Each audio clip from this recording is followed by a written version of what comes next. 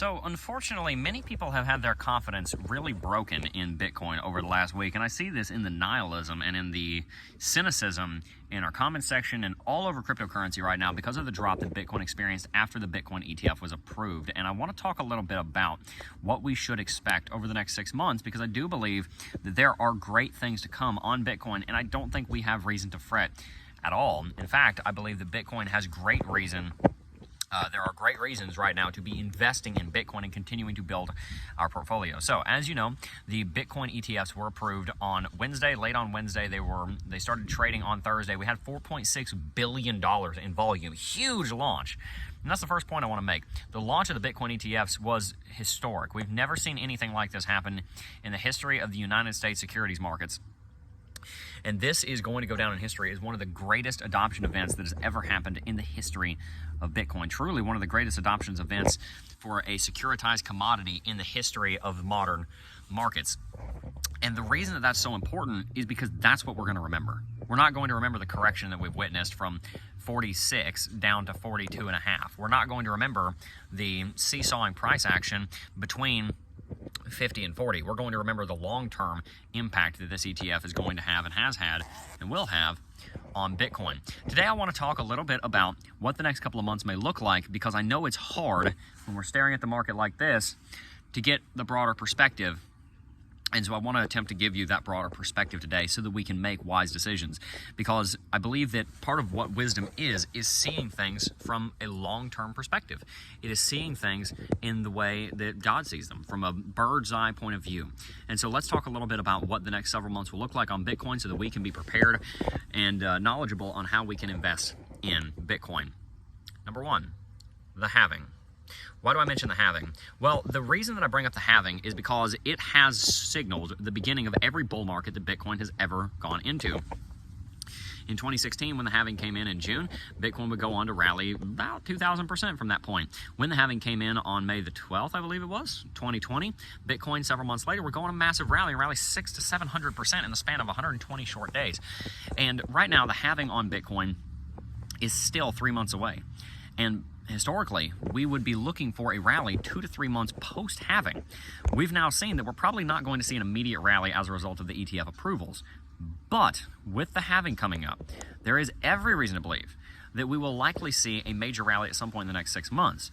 So ever since Thursday morning, when I saw the way that Bitcoin was responding to the ETF approval, my prediction has been thus.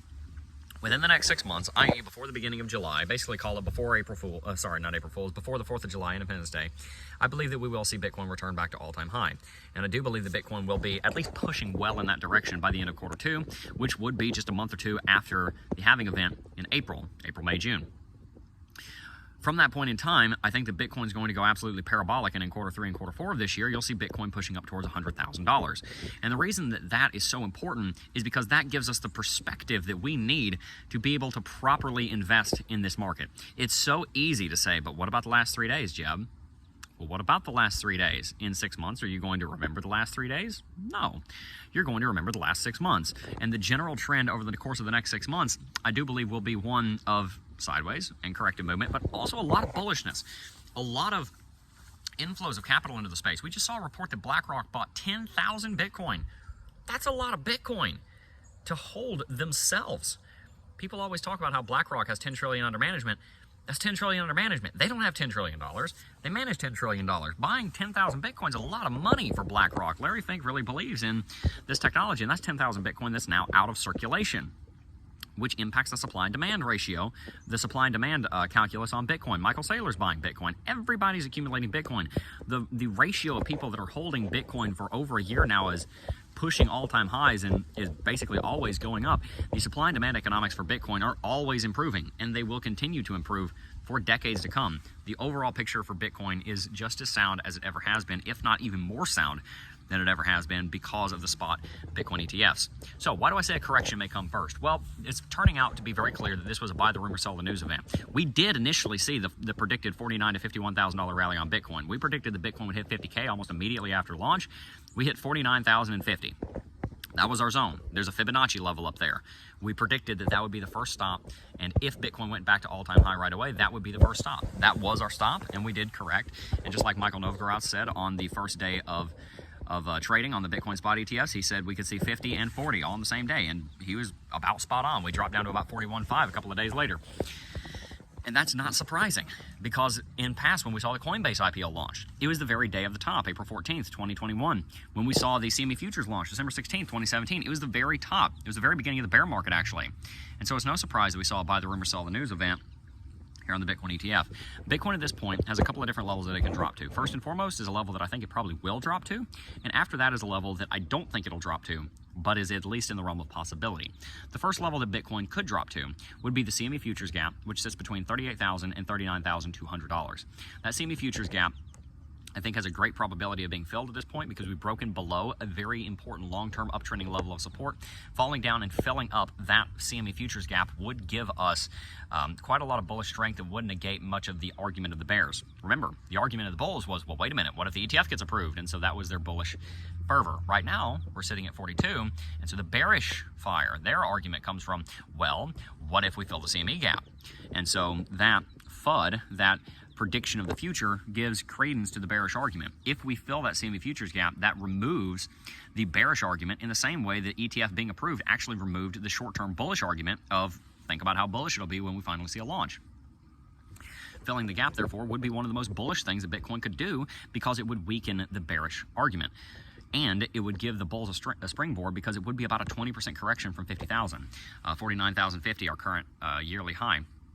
So I do think that Bitcoin will fall back down at this point and fill the CME futures gap, or at least fall back down to about $40,000.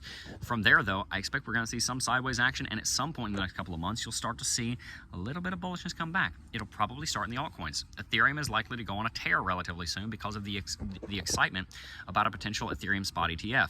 That's going to take time, and I don't think that that'll come under the reign of Gensler. I think that that may come a few years from now.